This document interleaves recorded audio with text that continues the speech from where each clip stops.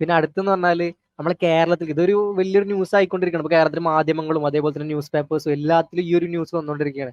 അതായത് എന്താണ് കേരളത്തിൽ 2025 കൂടി 2025 ഒക്ടോബറിൽ 2 സൗഹൃദ മത്സരങ്ങൾ അർജന്റീന കളിക്കുന്ന സംഭവം. അതിനെ പറ്റി എന്താ പറയാനുള്ളത്? അത് എനിക്ക് എന്താ തോന്നുന്നത്, അത് പ്രാവർത്തികമാവുമോ?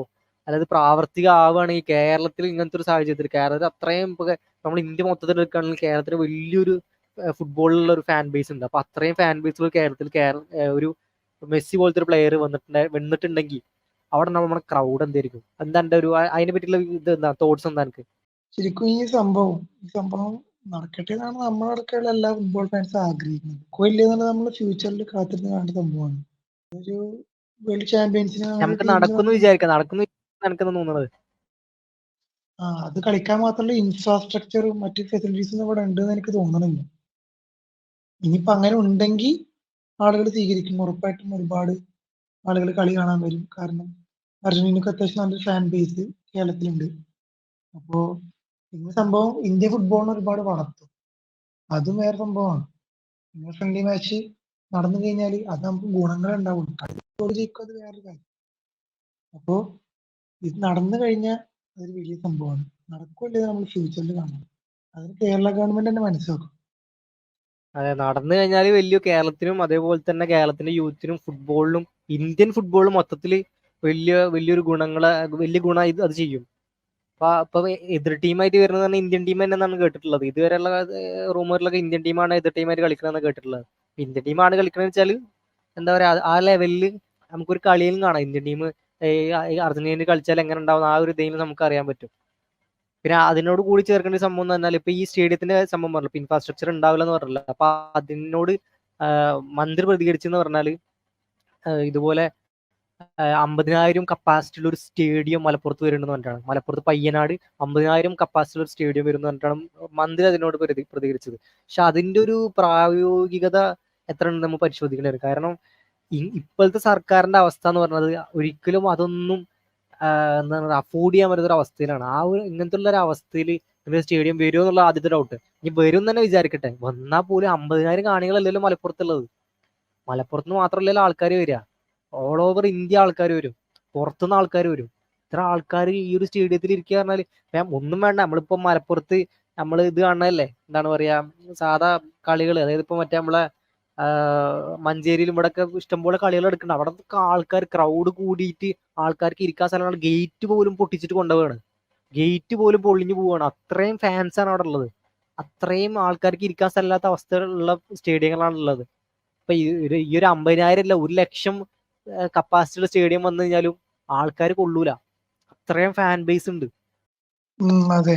അപ്പോ ഇങ്ങനൊരു സാഹചര്യത്തിൽ ഇങ്ങനെ ഒരു സ്റ്റേഡിയം ബിൽഡ് ചെയ്യുക, അതേപോലെ അർജന്റീന ഫ്രണ്ട്ലി മാച്ചിന് വിളിക്കുക എന്നുള്ളതൊക്കെ ഒരു വലിയൊരു ചാലഞ്ചാണ് അവർക്ക്. അത് അവരെങ്ങനെ ഏറ്റെടുക്കും, എങ്ങനെ നടത്തുന്നുള്ളത് ഭയങ്കര ക്യൂരിയസ് ആയിട്ടാണ് മൊത്തം ഫുട്ബോൾ ലോകം ഉറ്റുനോക്കുന്നത്. അപ്പോൾ ഇങ്ങനെ സംഭവം നടന്നു കഴിഞ്ഞാൽ നന്നായിരിക്കും. നടക്കോ എന്ന് ചോദിച്ചു കഴിഞ്ഞാൽ അതിന് സാധ്യത വളരെ വളരെ വിരളമാണ്, അല്ലെങ്കിൽ കുറവാണ് എന്ന് തന്നെ പറയേണ്ടി വരും. നന്നായിട്ട് ചോദിച്ചിട്ടുണ്ടായിരിക്കും. 8 ഫുട്ബോൾ സ്റ്റേഡിയങ്ങൾ നിലവിൽ വരുന്നു, 4 ഫുട്ബോൾ അക്കാദമികൾ വരുന്നുണ്ട്, 800 കോടി ചെലവിൽ എന്നൊക്കെയാണ് പറയുന്നത്. സത്യം പറയാമല്ലോ, എനിക്ക് നമ്മളുടെ ഈ കേരളത്തിന്റെ കായിക മന്ത്രിയെ ഒരു നല്ല കള്ളനായിട്ടാണ് തോന്നിയിട്ടുള്ളത്. കാരണം എന്താണെന്ന് വെച്ചാൽ യാഥാർത്ഥ്യമായിട്ട് ബന്ധമില്ലാത്ത കാരണങ്ങളൊക്കെയാണ് പറഞ്ഞ് മറിച്ചുകൊണ്ടിരിക്കുന്നത് എന്ന് എനിക്ക് ഏകദേശം ഉറപ്പാണ്. ഈ പുള്ളിയാണ് കുറച്ചു നാൾ മുമ്പ് സന്തോഷ് ട്രോഫി കഴിഞ്ഞതിന് ശേഷം വന്ന് മലപ്പുറത്ത് നിന്നൊരു തള്ളു നടത്തിയായിരുന്നു, മഞ്ചേരിയെ ഞാൻ മറക്കാനേ ആകാൻ പോകുന്നെന്ന്. പക്ഷെ മഞ്ചേരി മറക്കാനാ പോയിട്ടൊരു മാങ്ങാത്തല് പോലും അവിടെ ഉണ്ടായിട്ടില്ല എന്നുള്ളത് സത്യമാണ്. ഏറ്റവും പ്രധാനപ്പെട്ട കാരണം കോപ്പ അമേരിക്ക ടൂർണമെന്റ് കഴിഞ്ഞ് മെസ്സി കളിക്കോ എന്ന് പോലും പറഞ്ഞിട്ടില്ല. ആ ഒരു സാഹചര്യത്തിൽ മെസ്സി വരും എന്ന് എന്തിന്റെ അടിസ്ഥാനത്തിലാണ് യോമാർ ഉറപ്പ് പറയുന്നത്? ലോകകപ്പ് സ്ക്വാഡ് ഇന്ത്യയിൽ വന്ന് കളിക്കും എന്ന് എന്തിന്റെ അടിസ്ഥാനത്തിലാണ് പറയുന്നത്? എനിക്ക് ഇപ്പോഴും മനസ്സിലായിട്ടില്ല. ഓൾ ഇന്ത്യ ഫുട്ബോൾ ഫെഡറേഷൻ ഇത് സംബന്ധിച്ച് യാതൊരു അറിവില്ല. ഓൾ ഇന്ത്യ ഫുട്ബോൾ ഫെഡറേഷൻ അറിയാതെ ഞാൻ അത് സംബന്ധിച്ച് ചെറുതായിട്ട് അന്വേഷണം നടത്തി. ഓൾ ഇന്ത്യ ഫുട്ബോൾ ഫെഡറേഷൻ ഇങ്ങനെ ഒരു കാര്യത്തിനെ കുറിച്ച് യാതൊരുവിധ അറിവോ ലഭിച്ചിട്ടില്ല. പിള്ളേർക്ക് മോഡൽ എക്സാം നടത്താൻ പിള്ളേരെ ഇന്ന് പൈസ അറുത്ത് വാങ്ങിക്കുന്നവന്മാര് നിങ്ങൾക്കൊക്കെ സ്റ്റേഡിയം ഉണ്ടാക്കി, ഹൈ ക്ലാസ് സ്റ്റേഡിയം ഉണ്ടാക്കി ലയണൽ മെസ്സി അർജന്റീന ഇവിടെ കൊണ്ടുവന്ന് കളിപ്പിക്കും എന്ന് പറയുന്നത് വിശ്വസിക്കാൻ നിങ്ങൾക്ക് തോന്നുന്നുണ്ടല്ലോ. നമ്മളുടെ ഇമോഷനെ വോട്ട് ബാങ്കായിട്ട് കൾമിനേറ്റ് ചെയ്തെടുക്കുക എന്നതിനപ്പുറത്തേക്ക് വലുതായിട്ടൊന്നും ഉണ്ടെന്ന് എനിക്ക് തോന്നുന്നില്ല. പിന്നെ നിങ്ങൾ വിശ്വസിച്ചോ, അല്ലാതെ നമ്മളിപ്പോ എന്തോ പറയുന്നത്? അപ്പൊ ഇതിലിപ്പോ ഇയാൾ പറഞ്ഞോട് എനിക്കെന്ത് തോന്നുന്നത്? ഇയാൾ പറഞ്ഞ എന്താണ് സത്യം? എനിക്ക് ഒന്ന് തോന്നുന്നത് ഇയാൾ പറഞ്ഞ സത്യമാണോ, അല്ല ഇയാളും ഒരു വെറുതെ ഒരു കുറച്ച് ഓഡിയൻസ് കിട്ടാൻ വേണ്ടി പറഞ്ഞത്? എന്താ എനിക്ക് തോന്നുന്നത്? അത് സത്യസന്ധമായിട്ടുള്ള കാര്യം എനിക്ക് തോന്നുന്നത്. ഓഡിയൻസിന് കിട്ടാൻ വേണ്ടി, അല്ലെങ്കിൽ ഓഡിയൻസ് കിട്ടാനാണെങ്കിൽ ഓഡിയൻസിന്റെ സന്തോഷം ഉണ്ടാക്കുന്ന കാര്യങ്ങൾ പറയാ. പക്ഷെ എന്താണ് സത്യം കയ്പാണെന്നല്ലേ പറയാ. അപ്പൊ അത് കയ്പാണ്, പക്ഷെ അത് സത്യമാണ് പല കാര്യങ്ങളും. അതെ, ഇതിന് രണ്ട് സൈഡ് ഉണ്ട്, ശരിയാണ്. ഇതിന് ഒരു സൈഡ് എന്ന് പറഞ്ഞാൽ ഇപ്പൊ ഇയാൾ പറഞ്ഞ മാതിരി തന്നെ മോഡൽ എക്സാമിന് മോഡൽ എക്സാം നടത്താൻ പോലും പൈസ ഇല്ലാണ്ട് പിള്ളേരുടെ അടുത്ത് നിന്ന് പിരിവിട്ടിട്ട് നടത്തുന്ന ആ ഒരു അവസ്ഥ കേരള സർക്കാരിനുണ്ട്.